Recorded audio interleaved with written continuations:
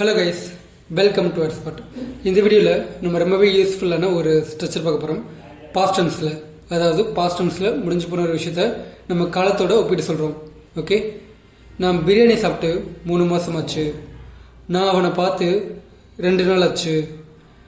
நீ வேலைக்கு போய் 6 மாதம் ஆச்சு. நான் டிகிரி முடித்து 2 வருஷம் ஆச்சு. ஸோ இதுக்கு நம்ம யூஸ் பண்ணுற ஸ்ட்ரக்சர் பார்த்தீங்கன்னா it has been since. It has been since.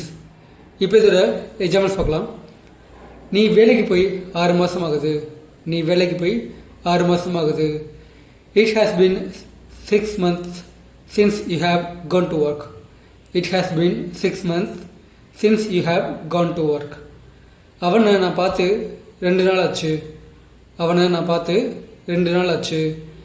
It has been 2 days since I have seen him.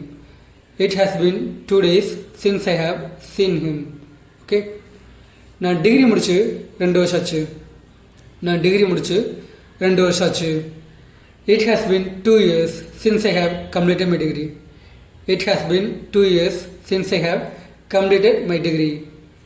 நான் பிரியாணி சாப்பிட்டு 3 மாதம் ஆச்சு. நான் பிரியாணி சாப்பிட்டு 3 மாதம் ஆச்சு. It has been 3 months since I have eaten biryani.